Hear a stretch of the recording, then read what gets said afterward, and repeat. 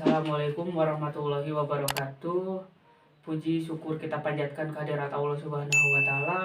Berkas atas rahmatnya kita dapat berkumpul di dalam ruangan ini di Aula Desa Paninggaran dalam keadaan sehat walafiat. Sholawat serta salam tak lupa juga kita curahkan kepada junjungan kita Nabi Muhammad SAW. Yang terhormat Bapak Kepala Desa Paninggaran beserta jajarannya, yang terhormat Bapak Ibu tokoh masyarakat Desa Paninggaran, yang terhormat Bapak Ketua Karang Taruna dan pemuda yang saya cintai dan saya banggakan. Sebelumnya izin memperkenalkan diri terlebih dahulu.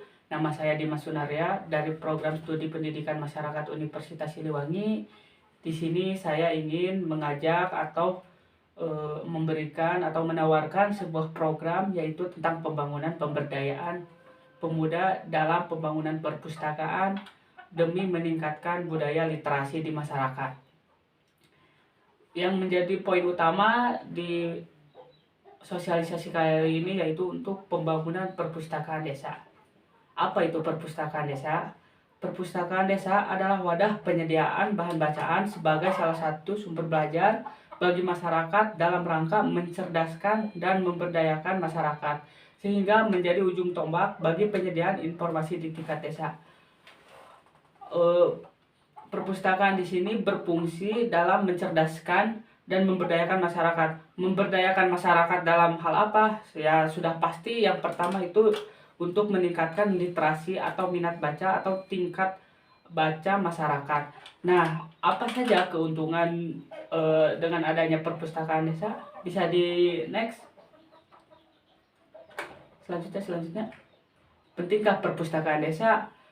Penting. Karena apa? Karena satu, yaitu untuk meningkatkan pengetahuan dan kemampuan masyarakat. Buku-buku yang disediakan di perpustakaan bisa meningkatkan pengetahuan masyarakat.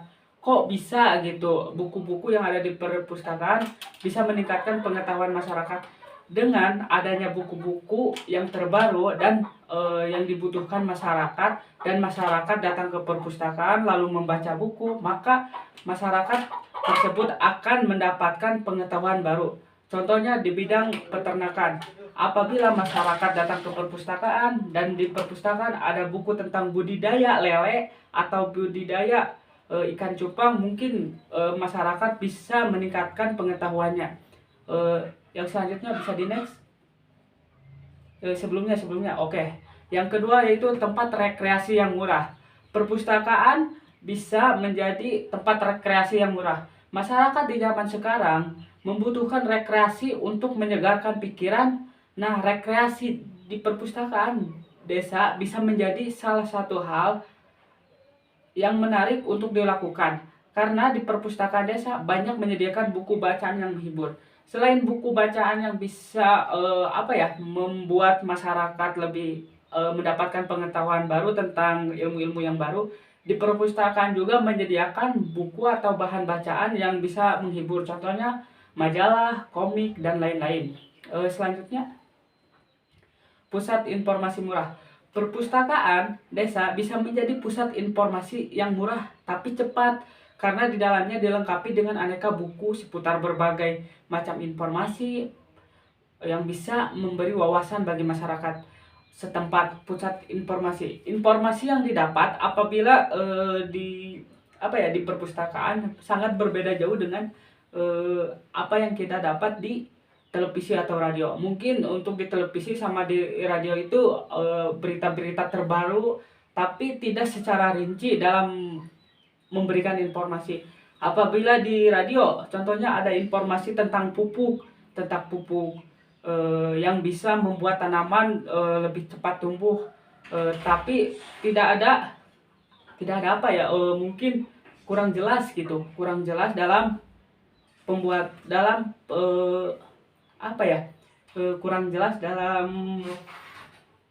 saya lupa lagi kawan-kawan, mungkin kurang jelas di dalam penyediaan bahan-bahan dan lainnya. Apabila datang ke perpustakaan, di sana terdapat buku tentang cara pembuatan pupuk organik dan non-organik. Mungkin masyarakat bisa menemukan informasi yang terbaru dan lebih rinci di dalamnya gitu. Next, bisa selanjutnya. Membangun budaya gemar membaca sejak kecil. Anak-anak menjadi ujung tombak dari negara yang maju dan makmur.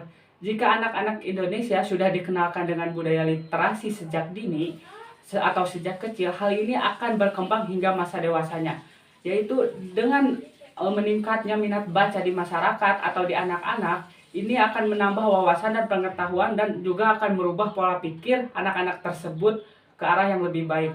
Dikarenakan apa? Pemimpin yang akan memimpin bangsa ini khususnya di desa ini, yaitu adalah anak-anak yang kita yang generasi selanjutnya gitu. Next. Next lagi. Ada kutipan ya, setiap orang berhak mengembangkan diri melalui pemenuhan kebutuhan dasarnya, berhak mendapatkan pendidikan dan memperoleh manfaat dari ilmu pengetahuan dan teknologi, seni dan budaya demi meningkatkan kualitas hidupnya dan demi kesejahteraan umatnya. Dari kata-kata ini saya bisa menyimpulkan bahwa semua orang berhak mendapatkan pendidikan, yaitu mau pendidikan informal, pendidikan formal maupun non-formal. Nah, dengan adanya perpustakaan ini, yaitu salah satu program pendidikan non-formal. Jadi, apabila perpustakaan desa di sini dapat dibuat, itu sama saja kita juga mendukung program pendidikan non-formal, yaitu kita juga mendukung program pemerintah pusat, yaitu yaitu dalam bidang pendidikan nasional gitu. Selain di bidang pendidikan, mungkin di bidang seni dan budaya, mungkin dengan adanya perpustakaan ini bisa jadi tempat untuk mengembangkan seni-seni dan budaya-budaya lokal yang ada di Desa Paninggaran ini. Yaitu selanjutnya demi meningkatkan kualitas hidupnya dan demi kesejahteraan umat manusia. Yang pasti dengan adanya perpustakaan ini tujuannya yaitu untuk mensejahterakan masyarakat Desa Paninggaran. Oke, contohnya saya sebagai warga, ya minimal saya mensejahterakan diri saya sendiri dulu, yaitu saya bisa lebih mandiri dengan adanya perpustakaan desa ini. Saya dapat mencari informasi yang dapat meningkatkan kualitas hidup saya. Contohnya, saya pengangguran, tapi saya bingung, gak punya modal banyak, tapi mau bikin usaha apa. Dengan saya pergi ke perpustakaan, nah saya membaca buku di sana. Contoh kecil saja, dengan membaca buku budidaya ikan atau budidaya tanaman yang lainnya, mungkin di sana saya akan mendapat sedikit gambaran atau mendapat informasi bagaimana cara memulai usaha ini, resikonya bagaimana, dan pemasarannya bagaimana. Nah, di situ akan secara tidak langsung merangsang kita untuk bisa lebih baik lagi dari hari ini. Dan setelah kita bisa membuat diri kita mandiri atau memenuhi kebutuhannya sendiri, kita jangan lupa juga untuk mengajak saudara kita, teman-teman kita, atau masyarakat di desa kita ini untuk berbagi. Maksud berbagi di sini, apabila nanti saya telah sukses atau telah menjadi budidaya ikan. Nah, yang lain, ilmu yang kita dapat juga jangan kita pelit, kita harus juga bisa mengamalkan ke orang lain. Untuk apa? Untuk orang lain juga bisa seperti kita gitu, lebih menjadi mandiri. Baik, terima kasih yang dapat saya sampaikan. Kurang lebihnya mohon maaf. Wassalamualaikum warahmatullahi wabarakatuh.